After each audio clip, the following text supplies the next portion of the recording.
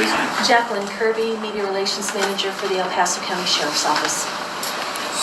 So, any new updates for us? Well, today we have over 130 people searching several different locations in the search for Gannon. You guys put out a press release here just a little bit ago saying you're searching areas of northern El Paso County and southern Douglas County. What's made you guys start looking up in that area? That is one of the searches that is happening today, and that is, again, based on tips and leads that we're getting in that told us that's an area that we should direct our attention to. Are you guys planning to look out of state? We will go where the tips and the leads take us, and we will follow those until they are exhausted. Jackie, we spoke with Gannon's stepmother yesterday, which I'm sure you're aware of, and she made a couple statements that I have to ask you about. One, that the sheriff's office is aware of a person that Gannon left with that day that he disappeared. Is there a particular person that you guys are aware of or that you're looking for who he might have left with? You know, that is a part of our investigation, and if that's a part of our investigation. She's also claiming that, it's been tough for her, being that she's been run off the road, that people are waiting outside of her hotel. Is that something that the sheriff's office is aware of? Are you guys doing anything to protect her? Right now our investigation is surrounding the search for Gannon and bringing him home safely to his family.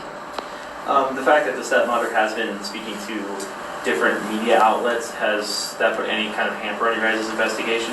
That would be part of our investigation. Anybody has the right to say anything they want to. She also called out specifically some of the Facebook groups. I know you guys have talked a lot about making sure misinformation is not spread on social media. Do you guys have the ability to silence any of those pages? We absolutely do not. It's outside of the realm of law enforcement's scope of authority to be able to do that, because you'd be silencing somebody's First Amendment rights. The 130 people who are part of these searches, including everyone in the department who is putting their efforts in, have got to be exhausted, right? We're on day 16, 17. Can you speak to the tiring search that this is, and the toll it might be taking on the sheriff's office? Sure. We have been working this investigation since the day Gannon went missing, and although it is exhausting, we owe it to Gannon, we owe it to his family to do everything we can to bring him home.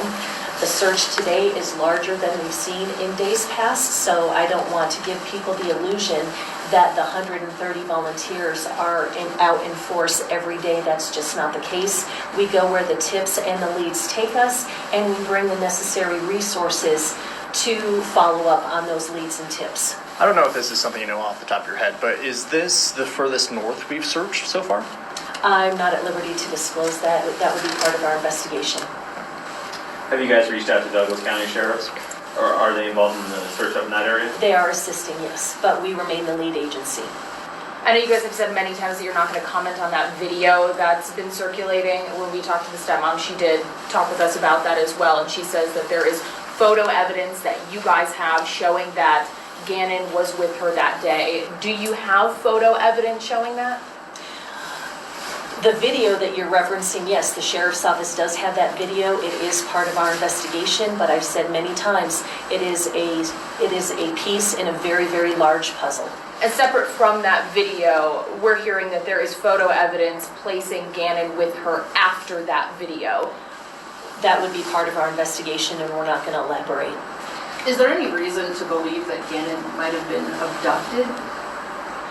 Right now we're working with the National Center for Missing and Exploited Children. We're also working with the FBI's Child Abduction Rapid Deployment Team, and so that is not above the realm of possibility, and we are exploring all of those avenues in our investigation. I was about to say, it's probably one of those instances where you look at every possibility for what could have happened and you are exploring those avenues. Yes, we have to.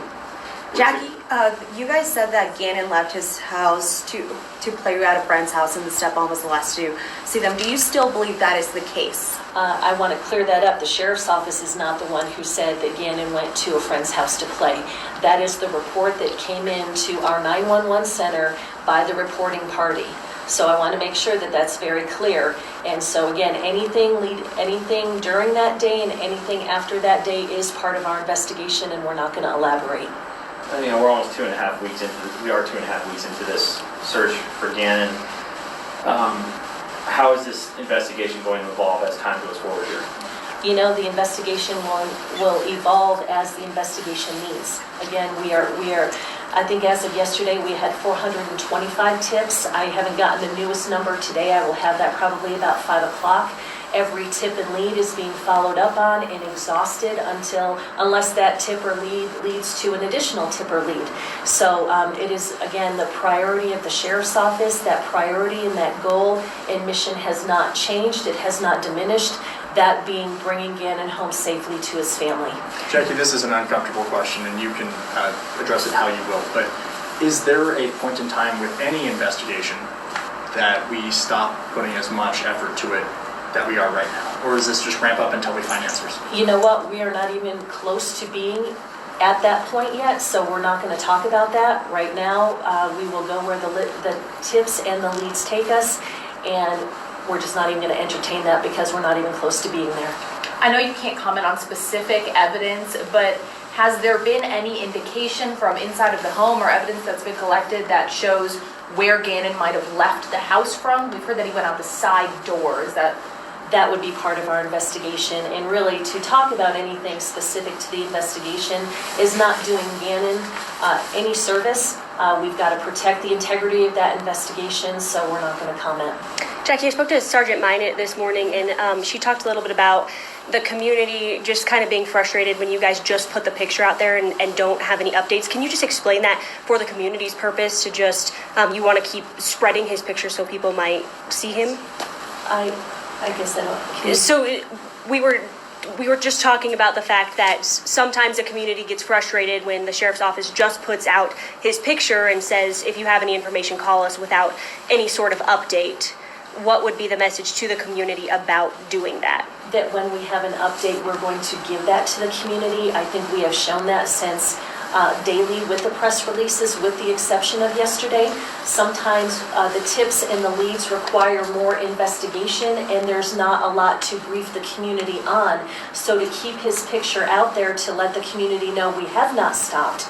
And again, I want to say what I've said earlier, is that in the absence of updated information does not mean that this case has slowed down, that it has stopped, that we are not doing everything we can to bring Gannon home, because that's just not the case. I know you sounds like you wish there was an update. I would love more than anything to have an update for the community, more than that to have an update for Gannon's family. They are living every parent's worst nightmare, and at the end of the day, it is again about bringing Gannon home. You said it's not outside of the realm of possibility that he was abducted. Is there anything that you guys have collected that's led you to believe that? We are not going to elaborate. That would be part of our investigation. He's been missing 16 days now. Are parents expressing any fear that the longer that he's missing, the less chance that he's going to be found alive? I would imagine that any parent would have that fear, but again, our hope and our goal is to bring Gannon home safely to his family. In the statement that the stepmom had made to another station, she mentioned this other person. And I don't know that you can answer this, does alluding to more people at all hinder what I know you talked about how when false tips comes in, it leads officers in different directions. When information like that is put out, does it hinder your end of things? Obviously, when things are said, especially by people close to Gannon, those are going to be investigated. So that's all I can say about that. We would follow that tip and that lead and that information down until that's exhausted.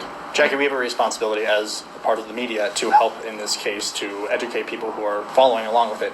What's the best thing we can do for you guys? You know, the best thing you can do is pray for Gannon's family. I know that sounds simple, but if you think back to Elle's video that he posted, you know, they are feeling them, they are receiving them, they are grateful for them. It is what has helped keeping them going. And so that is the biggest thing that you can do, I think, for Gannon and for his family, and continue to share what we share on our social media platforms, continue to share it with your viewership to make sure that we keep Gannon's photo and the information out there. Can you talk a little bit specifically about some of the challenges this late into the search as opposed to 2 days after the search began? What has changed? how have approaches changed to searching? Again, our approach has not changed. From the beginning, this has been a parallel investigation with the search efforts and with the investigative efforts, and they are working hand in hand. Again, those tips and the leads in the investigation led us to the different areas that we're searching today.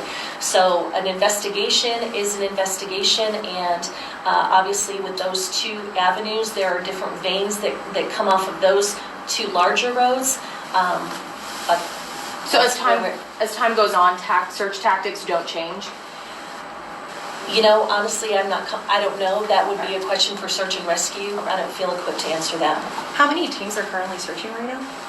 Teams? Yeah. I don't know teams, but we've got over 130 individuals searching various spots. And included in that, we've got canines, search and rescue, and mounted unit. Have you guys had any issues with people, private citizens going out trying to search by themselves? If we have, I have not been made aware of any. Have you guys been able to narrow down Gannon's day leading up to the time that he was reported missing? That would be part of our investigation. Is there any bearing on it, there's danger to the public at all? There's no information that we have so far in the investigation that leads us to believe there's a threat to the community, but obviously as we explore different avenues and what may have happened to Gannon, we ask the community to be vigilant, and if they see anything out of the ordinary for their area, to give us a call.